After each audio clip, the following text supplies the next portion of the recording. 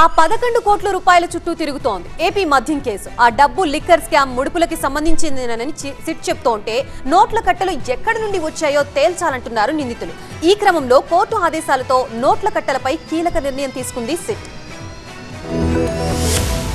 AP మద్యం కుంభకోణం కేసులో హైదరాబాద్ లో ఏపీ సిట్ సీజ్ చేసిన 11 కోట్ల రూపాయలను బ్యాంక్ లో డిపాజిట్ చేశారు సిట్ అధికారులు. ఈ నెల 2న మాచవరం ఎస్బీఐలో 11 కోట్లు డిపాజిట్ చేసినట్టు కోర్టుకు రసీదులు అందించారు. కోర్టు ఆదేశాల వరకు అన్ని నోట్ల కట్టలను ఫోటోలు, వీడియో తీయించినట్లు సిట్ అధికారులు న్యాయస్థానానికి తెలిపారు. ఈ కేసులో సీజ్ చేసిన 11 కోట్లను బ్యాంక్ లో డిపాజిట్ చేయకుండా అడ్డుకోవాలని ఏసీబీ కోర్టులో కేసిరెడ్డి రాజశేఖర్ రెడ్డి తరపు న్యాయవాదులు పిటిషన్ దాఖలు చేశారు. సీజ్ చేసిన నోట్ల సీరియల్ నెంబర్స్ నోట్ చేయకుండా బ్యాంక్ లో సిట్ డిపాజిట్ చేసేందుకు సిద్ధమైందని పిటిషన్ దాఖలు చేశారు. దీంతో సిట్ స్వాధీనం చేసుకున్న నోట్లను వీడియో విడిగానే ఉంచాలని ఏసీబీ కోర్టు ఆదేశించింది. మరోవైపు ఆర్బీఐ నుంచి సీజ్ చేసిన డబ్బు వివరాలు కోరారు కేసిరెడ్డి. 11 కోట్లపై అడ్వకేట్ కమిషన్ నియమించాలని పిటిషన్ దాఖలు చేశారు. దీనిపై తదుపరి విచారణను ఈ నెల 6కి వాయిదా వేసింది ACB court. Mithun Reddy, Dhanunjay, Govindappa bail పై విచారణను మంగళవారానికి వాయిదా వేసింది కోర్టు. కృష్ణమోహన్ బెయిల్ పిటిషన్ విచారణ ఈ నెల 6కు వాయిదా పడింది. ఇక లిక్కర్ కేసులో నేతల మధ్య మాటల యుద్ధం కొనసాగుతుంది. లిక్కర్ కేసును ఈడీకి అప్పగించాలన్నారు TDP MLA Pulivarthi Nani. Liquor scam లో 100 కోట్లు దోచేశారని, చెవిరెడ్డి మనీ హవాలా చేసినట్టు ఆధారాలున్నాయని తెలిపారు.